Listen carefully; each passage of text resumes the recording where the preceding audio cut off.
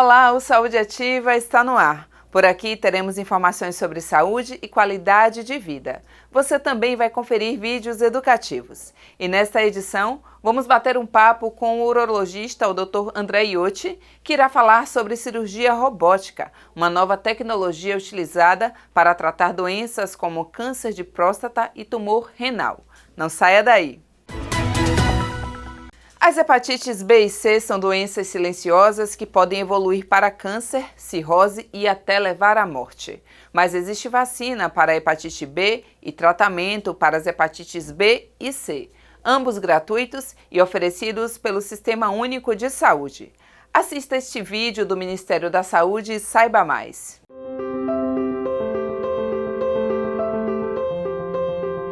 As hepatites B e C são consideradas doenças silenciosas, pois podem evoluir ao longo dos anos sem apresentar sintomas. Não fique na dúvida, faça o teste e busque informações com profissionais de saúde. A vacinação contra a hepatite B é a melhor forma de prevenção. A vacina e o teste rápido estão disponíveis gratuitamente para toda a população. A hepatite C tem cura. Faça o teste rápido. Se for necessário, o tratamento é simples, seguro e está disponível no SUS. Além do teste, vacina e tratamento, outros cuidados também são muito importantes. Não compartilhe com outras pessoas qualquer objeto que possa ter entrado em contato com o sangue, como seringas, injeções, agulhas, alicates de unha, escova de dente, entre outros. Toda gestante deve fazer o teste para hepatites B e C no pré-natal. No caso da hepatite B, há formas de evitar a transmissão do vírus para a criança. Já o tratamento da hepatite C não está recomendado na gestação, mas após o parto, a mulher poderá ser tratada. Procure uma unidade básica de saúde ou acesse gov.br/saúde e tire todas as suas dúvidas. Ministério da Saúde. Você já ouviu falar sobre leishmaniose visceral? É uma doença transmitida ao homem pela picada da fêmea do inseto vetor infectado, conhecido como mosquito palha, asadura, tatuquiaras, birigui, entre outros. Você pode ajudar a evitar estes problemas com ações simples, como a retirada de matéria orgânica em decomposição, como folhas, frutos, fezes de animais e outros entulhos, que favoreça a umidade do solo, locais onde os mosquitos se desenvolvem. Também coloque o lixo orgânico em destino adequado e faça a limpeza dos abrigos de animais domésticos. A tecnologia vem mudando uma série de coisas na sociedade e, dentre elas, a questão da saúde. Temos atualmente a cirurgia robótica, que trata diversos problemas, dentre eles o câncer. E o Saúde Ativa recebe aqui no estúdio o Dr. André Iotti. Ele é urologista e cirurgião robótico. Dr. André, seja muito bem-vindo ao programa Saúde Ativa. Obrigado pelo convite. Doutor, fala pra gente. Quais são os alertas para se procurar um urologista? É uma pergunta interessante. A maioria das pessoas acreditam que o urologista é o médico apenas dos homens. Então, é a primeira coisa a se desmistificar. O urologista, ele trata da saúde masculina e feminina no que trata as doenças renais, né? Então, infecção, cálculos renais, tumores renais, e a saúde do homem em relação à parte reprodutiva, sexual e as doenças da próstata. Então, essas são as doenças, né, e a população que o urologista trata, desde a infância até o adulto e o idoso. Além disso, existe uma ideia, né, na população que o homem deve procurar o urologista apenas após os 40 anos, quando deve realizar o exame da próstata, que é um equívoco, na verdade. Assim como a mulher tem um acompanhamento, né, periódico com o ginecologista, independente da idade, o homem também deveria cuidar da sua saúde com o urologista desde todas as faixas etárias, né? Esse seria o ideal, né? Mas nem sempre é o que acontece. Doutor, e nos últimos tempos, pela sua avaliação e seus atendimentos, quais são as maiores buscas, tanto dos homens quanto das mulheres, para a procura do urologista? Quais seriam as maiores queixas? A procura pelo urologista, ele é principalmente por conta de cálculo renal. Esse é a primeira causa, o primeiro motivo para procurar o urologista. Depois vêm as doenças oncológicas, que seriam os cânceres. Câncer de próstata, câncer de rim e câncer de bexiga. Seriam os principais tumores relacionados à especialidade. A gente começou aqui o programa falando sobre tecnologia e uma delas é a cirurgia robótica, que se ouve muito falar. Mas explica pra gente o que seria esse tipo de cirurgia. A tecnologia, vem não só na medicina, mas em todos os campos, facilitar e aprimorar ou melhorar a nossa vida, o nosso cotidiano. E na medicina isso também faz parte. A cirurgia que a gente chama de cirurgia robótica é um melhoramento, ou seja, um aprimoramento de uma técnica de cirurgia laparoscópica. É um conjunto de técnicas que a gente chama de cirurgia minimamente invasiva.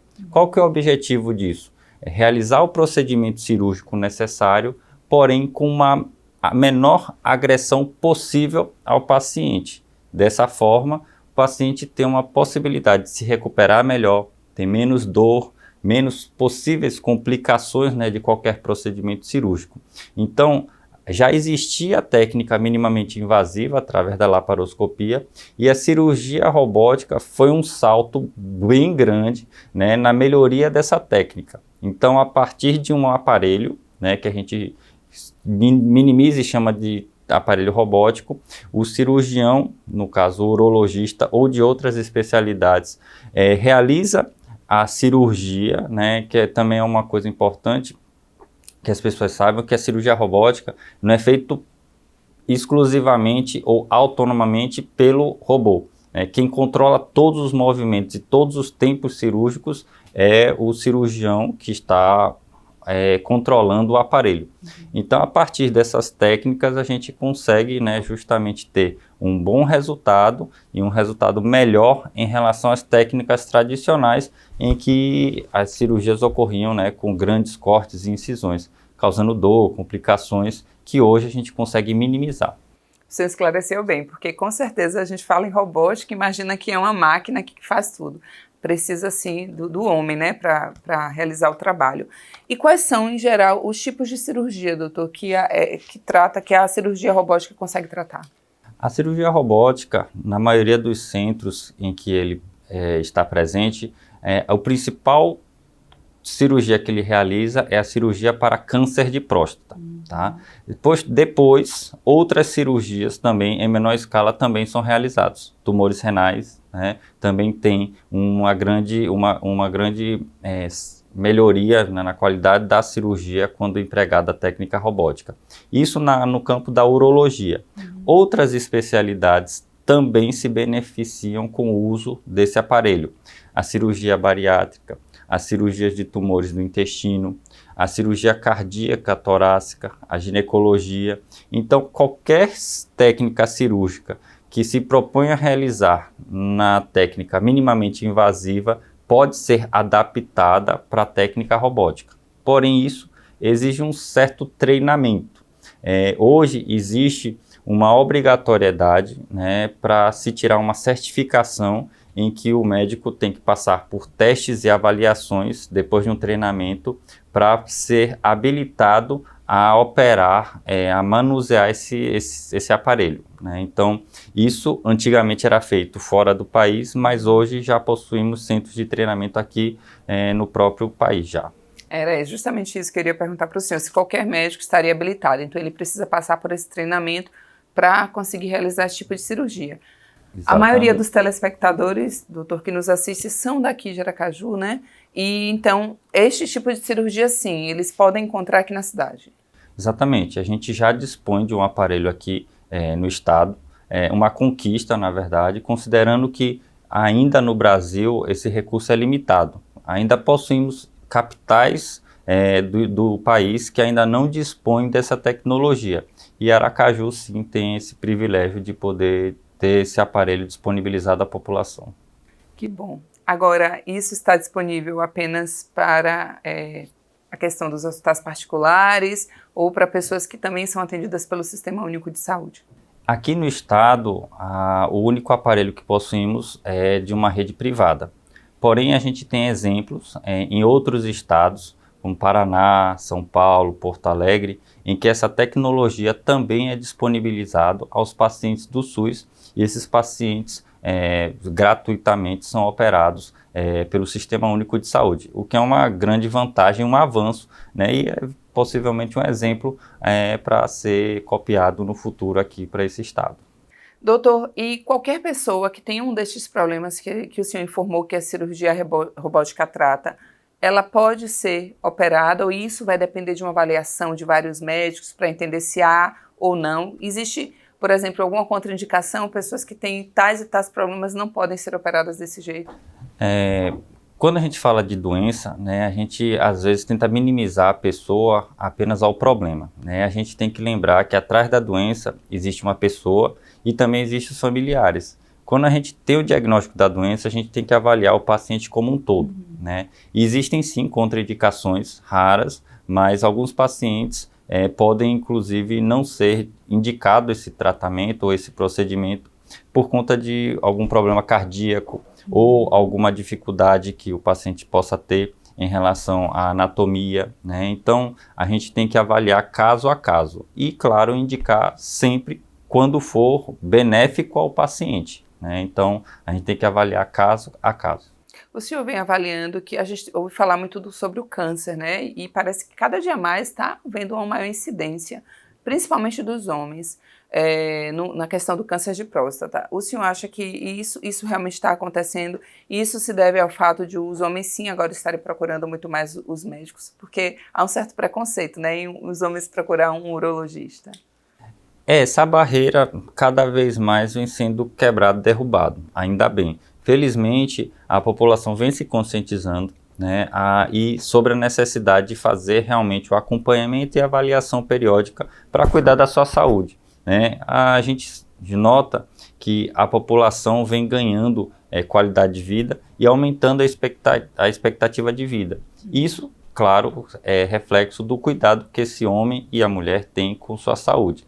A gente ainda está atrás das mulheres. Se a gente considerar a estatística do IBGE, em que os homens ainda no Brasil vivem em média 5 anos menos do que as mulheres, mas já vem avançando e por conta desse processo de envelhecimento da população, a gente nota assim, um aumento, né, dos cânceres. Porque, por exemplo, no caso da próstata, o câncer de próstata está muito ligado ao processo de envelhecimento. É raro a gente identificar câncer de próstata em homens com menos de 45 anos. E por isso que a recomendação habitual é que o homem faça a avaliação da próstata apenas após os 45 anos, né? Agora, com o processo de envelhecimento e o avançar da idade, existe um aumento da frequência e do diagnóstico desse câncer. Entendi. Doutor, e em relação à questão ainda assim do câncer de próstata, a cirurgia robótica ela pode ser feita em qualquer fase? A pessoa muitas vezes descobre o câncer no exame de rotina, né? Outros começam a ter os sintomas porque não frequentam o urologista e aí já está no estágio mais grave. Há essa questão não, a cirurgia só pode ser realizada em quem está com o processo inicial ou se já está muito, né, já passou até para alguns órgãos, não pode? Explica para a gente. A indicação da cirurgia vai depender realmente do estágio em que a doença é identificada. Na fase inicial, o paciente se beneficia, obviamente, melhor com a cirurgia, né? Quando a doença evolui, às vezes só a cirurgia não é suficiente para tratar ou controlar a doença, tendo às vezes a necessidade de associar a cirurgia com a radioterapia. Outras vezes a doença já está num grau mais avançado em que a cirurgia talvez não seja a melhor indicação e o controle da doença através da quimioterapia talvez seja a melhor solução. Então, no momento do diagnóstico, quando a gente faz o diagnóstico, a gente faz o estadiamento, que a gente chama, da doença e do paciente. Então, avaliar o grau da doença e a possibilidade, né, desse paciente vir ou não a ser submetido aos tratamentos. Então, condição de saúde geral do paciente também é importante ser avaliado, para ver se ele tem condições de aguentar uma cirurgia, aguentar uma radioterapia ou possivelmente uma quimioterapia. A gente está indo e voltando em dois assuntos que seria o câncer de próstata, mas também porque, como o senhor disse, realmente muitas pessoas têm a visão de que um urologista só cuida dos homens. Eu acho que isso é uma coisa que a gente precisa desmistificar muito. Mas também sobre problemas renais. E aí eu vou te fazer uma pergunta, doutor, que muitas pessoas fazem com certeza. Nestes problemas renais que o senhor vem observando, o problema renal tem algo diretamente relacionado a gente não beber água? Sim, o rim é o nosso grande filtro, né? Então ele retira as impurezas do sangue, filtrando e eliminando na urina. A partir do momento que a pessoa ingere menos água, tá? Ele sobrecarrega a função do rim. Então ele tem mais trabalho em exercer sua função. Isso pode causar problemas de forma a produzir cálculos renais, aumento do risco de infecção. Com o aumento da expectativa de vida, né, a gente nasce com esse rim e esse rim tem que durar enquanto a gente vive. Então, se a gente sobrecarrega a sua função com o processo de envelhecimento, então esse idoso ele pode sim, no futuro, né, sofrer com insuficiência renal, que é a incapacidade do rim exercer na sua totalidade a função de filtrar o sangue, né? Então, a falta de ingestão de água ele pode produzir um problema agudo, que seria a formação de cálculos, e também no futuro favorecer, né, um possível quadro de insuficiência renal desse paciente. Doutor, tem muitas dúvidas ainda, mas a gente vai para um breve intervalo e já voltamos e vocês continuem conosco.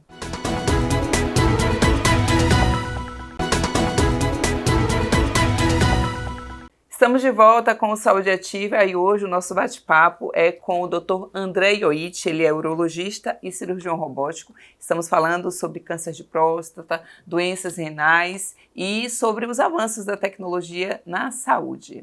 Se vocês perderam o primeiro bloco, não tem problema algum. Vai lá no nosso canal do YouTube, coloca Câmara Municipal de Aracaju e vocês podem assistir a reprise do programa e de outros programas.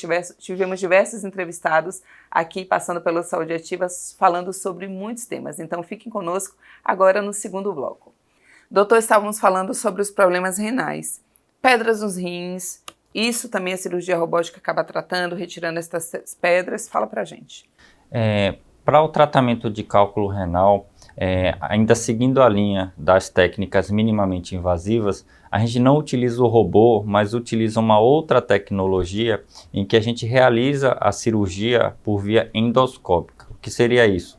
A gente tem hoje recurso para tratar o cálculo renal com cirurgias sem a realização de cortes, né? A gente utiliza orifícios naturais em que o aparelho é introduzido com o paciente anestesiado e a gente consegue realizar a cirurgia sem a necessidade de cortes cirúrgicos. Então isso também é um grande avanço, permitindo assim o paciente se recuperar mais rápido, né, e voltar às suas atividades regulares com maior rapidez. A cirurgia robótica, como o senhor mesmo disse, seja ela para o câncer, seja ela para algum problema relacionado ao rim, as pessoas acabam ficando mais tempo em casa, né, tendo que pausar por mais tempo. A robótica, ela é operada, ela sai no mesmo dia do hospital e está tudo bem? Depende do tipo de cirurgia que se realiza e do porte dela. Mas, na maioria dos casos, em urologia, o paciente realiza a cirurgia e no dia seguinte já se encontra apto para voltar ao convívio familiar. Dá alta e o paciente ele fica recebendo orientações, né, de cuidados em domicílio, mas esse paciente geralmente tem alta no dia seguinte. E quem faz, doutor, a cirurgia robótica de tubo renal, esse pós-operatório seria uma maior qualidade de vida? Ela teria muito mais qualidade de vida? Nosso objetivo, quando a gente tem o diagnóstico de câncer no rim ou um tumor renal, é definir se é possível fazer a retirada do tumor e preservar o máximo do rim ainda saudável, que a gente chama de nefrectomia parcial, ou seja, retirada apenas do tumor, preservando o órgão. Quando a gente consegue isso, e a cirurgia robótica permitiu uma ampliação dessas possibilidades, da preservação do órgão, o paciente sim tem uma melhor qualidade de vida e uma maior expectativa de vida, já que esse rim preservado vai auxiliar, né, na filtração do sangue e manter a função, né, adequada desse rim.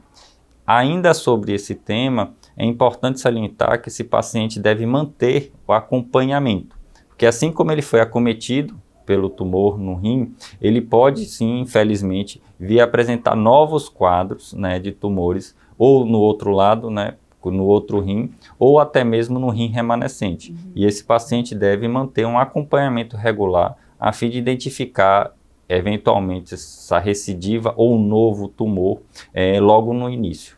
Doutor, eu imagino aí a minha dúvida, e eu imagino que seja de muitos que nos assistem. A gente está falando, por exemplo, de um tumor no rim, onde o paciente pode passar por uma cirurgia que se retira parte do rim, se não tiver jeito, ele retira total. E ele continua sobrevivendo com um único rim. E aí, por que eu estou perguntando isso para o senhor? Que a gente fala sobre a insuficiência renal, onde as pessoas começam a ter que fazer hemodiálise, né? Que muitos dizem que realmente é um processo complicado, até que ela possa ter o transplante. Explica essa diferença para quem nos assiste. A natureza é sábia, né? A gente a maioria das pessoas nascem com 2 rins, né? Infelizmente, por alguma situação, alguns pacientes nascem com apenas um rim. Esse único rim, ou uma pessoa que tinha os 2 rins e perde um rim por um acidente, por um tumor ou por alguma outra causa de saúde, ele tem sim a possibilidade de sobreviver normalmente com apenas um rim, desde claro que ele tome os devidos cuidados, né? Então a questão da alimentação deve ser controlada, a ingesta de água, o controle adequado do uso dos medicamentos. Ele pode ter uma vida normal com apenas um rim. Quando esse paciente perde a função do rim, passa por uma necessidade de hemodiálise e tem a oportunidade de retomar a sua vida por conta de um transplante, rotineiramente a gente implanta apenas um rim. E esse rim implantado, esse único rim implantado, ele é suficiente e capaz de filtrar, né, todo o sangue e manter a função normal desse paciente. Doutor, a gente falando sobre 2 doenças, mas eu acho que é sempre interessante a gente dar dicas para quem nos assiste. E aí, se pudesse nos explicar de forma separada mesmo. Há algumas ações que podemos fazer no dia a dia para evitar doenças. Tem coisas que vários médicos que passaram por aqui já nos disseram, né? Que é a questão da atividade física, qualidade de vida, enfim. Mas fala agora para quem nos assiste. Para evitar um câncer de próstata, há alguma coisa que podem ser feitos no dia a dia? A questão dos rins? Infelizmente, a gente ainda não tem um medicamento ou um tratamento que evite o surgimento de qualquer câncer. Porém, existem sim medidas preventivas. No caso do câncer de próstata, estudos têm mostrado que a população sedentária e obesa tem um risco maior de desenvolver o câncer de próstata. Por isso, a recomendação sempre da atividade física regular, de uma alimentação saudável, né? Isso em relação ao câncer de próstata.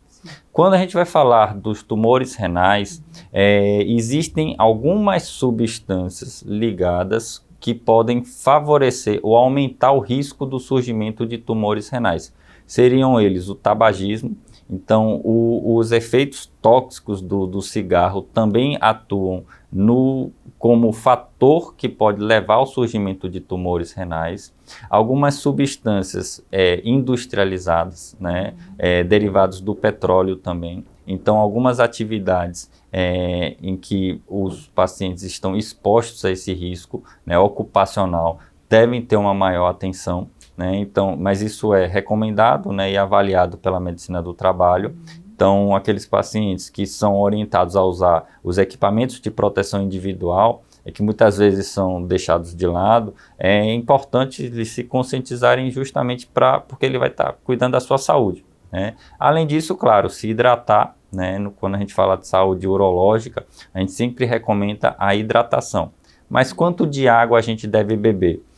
Isso vai variar da atividade que a pessoa exerce, do peso da pessoa e também do local onde ele vive. É diferente a gente viver aqui no Nordeste, em que a gente está exposto a um calor excessivo, transpiramos bastante, do que outras pessoas que vivem no Sul, onde ocorrem períodos de frio. O melhor parâmetro não é a quantidade definida, mas um parâmetro interessante para auxiliar essa pessoa é observar a característica da urina. Quanto mais clara, significa que ele está se hidratando de forma adequada. Quando a urina escurece para tons de amarelo e até às vezes alaranjado, significa que essa hidratação está insuficiente e inadequada, sendo necessário sim que a pessoa ingira um pouco mais de água para poder melhorar essa questão. O senhor, como médico, vai falar melhor. A gente está falando de água, porque tem pessoas que não gostam muito de água e acabam substituindo por sucos, né? Sucos industrializados, às vezes da fruta, uma outra coisa líquida, dizendo, é líquido, então vai me fazer bem, está substituindo a água. Isso não existe. A água, ela é sempre bem-vinda, né? Tanto na sua condição de água pura. A gente tem aqui disponível água de coco também, é saudável. O suco de fruta, né? A partir do momento que o suco passa por um processo de industrialização, ele tem integrado à sua composição conservantes, outras substâncias que não são tão saudáveis, né? Então, se possível, água de coco e sucos naturais da fruta, né? E a gente dispõe hoje aqui, a gente vive, né, cercado de recursos naturais e frutas deliciosas que permitem a gente substituir esses sucos industrializados para justamente buscar mais saúde com frutas e sucos naturais. Doutor, há alguma coisa relacionada as pessoas que tiveram esses tipos de câncer, elas precisam dizer para os familiares para que eles tenham muito mais cuidado? Tem alguma coisa a ver com ser um problema hereditário? A partir do momento em que o paciente ele é diagnosticado com câncer, o médico tem o cuidado também de informar esse paciente sobre o risco que outros familiares eventualmente possam desenvolver também a mesma doença. No caso da próstata, o fator familiar ele é importante. Então, esse homem que tem um parente com câncer de próstata também deve ficar um pouco mais atento, né, sobre os cuidados e a avaliação periódica. No caso do câncer renal, também. Existem situações em que existe uma tendência familiar, né? Então, um paciente com câncer de rim, quando ele desenvolve esse tumor muito jovem, a gente aconselha, inclusive, que toda a família realize uma avaliação periódica também, mesmo na ausência de sintomas, porque essa família pode apresentar, né, um risco maior do que a população geral em desenvolver esses tumores. Entendi, doutor. É muito esclarecedor isso e é bom realmente a gente reforçar que tem que haver essa necessidade de buscar um médico. E a gente falando, eu queria saber sobre a questão de sintomas. Muitas pessoas falam, o ideal é que você busque um médico regularmente, mesmo que você não esteja sentindo nada. Mas na questão da próstata, muitas pessoas, muitos homens, eu não estou sentindo nada, eu não preciso ir ao médico. E quando vai, já é com algum sintoma. Fala pra gente quais seriam os sintomas de um câncer de próstata, imagino que ele já esteja avançado quando mostre, e se o câncer também nos rins já mostra sintomas de imediato, porque a gente também não vai para o médico e diz, vamos fazer aqui um exame para ver se meu rim está bem, né? Fala pra gente. Hoje, a gente passou de uma época em que a medicina era apenas curativa, né? Então, tinha um problema e a gente buscava tratar. Hoje a gente fala muito em medicina preventiva, né? O que seria isso? Tentar detectar ou evitar o problema precocemente, tá? Então, em relação aos sintomas, realmente o homem, na maioria das vezes, só busca a ajuda médica quando já não aguenta mais. Mas o ideal não é isso. Na ausência de sintomas, a gente, de acordo com a faixa etária de cada pessoa e o histórico, né, de saúde, a gente tem uma recomendação de realizar exames, mesmo na ausência de sintomas. Quando os sintomas, por exemplo, de um câncer de próstata já estão aparecendo, quais seriam? Dificuldade para urinar, a presença de sangue na urina ou no ejaculado, dores na região pélvica e nas costas, por conta do comprometimento ósseo.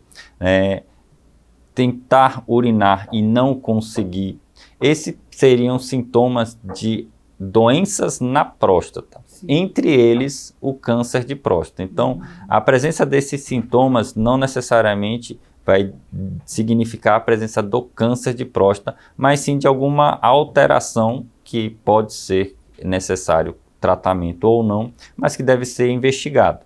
Já no caso dos tumores renais, como a possibilidade ou acesso ao ultrassom ele foi bastante difundido, então muitas vezes hoje o paciente vai realizar um exame de rotina, né? Por exemplo, mesmo sem sintomas e mesmo sem querer avaliar o rim, vai fazer, por exemplo, o exame de ultrassom de abdômen total, que faz parte da rotina de exames periódicos. E nesse exame já pode se detectar a presença de um tumor, mesmo na ausência de sintomas. Para aqueles que, infelizmente, não diagnosticam o problema na sua fase inicial, o tumor renal ele pode se desenvolver a tal ponto da pessoa sentir uma massa na região lombar. Pode ocorrer a presença de sangramento na urina, então a presença de sangue na urina também pode se fazer presente nos casos de tumores renais. Então, esses pacientes, sim, devem ficar atentos aos sintomas, mas, como eu disse, independente dos sintomas, que realizem exames periódicos. Não é procurar doença, a doença já existe e, eventualmente, quando diagnosticado precocemente, o tratamento, obviamente, é menos agressivo e, claro, existe uma maior chance de controle e cura da doença. Doutor, só para deixar claro para os telespectadores e para quem está passando por este problema, uma pessoa que faz a cirurgia do câncer ou do rim ou de próstata, seja ela robótica ou no modelo tradicional, retira este tumor, na concepção dela ela já está curada, parece que há um período que tem que se ter o maior cuidado porque possa ser que retorne esta doença, né? Exatamente. Todo paciente que a gente chama oncológico, ele passa por um programa de acompanhamento periódico, em que é protocolado ou sugerido exames numa periodicidade pré-definida, a fim de justamente fazer um acompanhamento mais próximo desse paciente, né? Então, muitas vezes, por exemplo, no câncer de próstata, no primeiro ano pós-tratamento, no mínimo, a cada 3 meses, esse paciente tem que passar por uma avaliação médica. Então, essa periodicidade, claro, é definido de acordo com o grau da doença e o tipo da doença, mas existe uma frequência maior de avaliação nesse período inicial pós-tratamento. Doutor, muito esclarecedor. Teriam muitas perguntas ainda para serem feitas, mas a gente precisa encerrar o programa. E eu agradeço muito a sua participação. Obrigado, fico à disposição. Sim, sim. Estará de volta em breve. Em breve, o Saúde Ativa estará de volta com mais informações sobre saúde e qualidade de vida. E eu aguardo todos vocês. Até lá!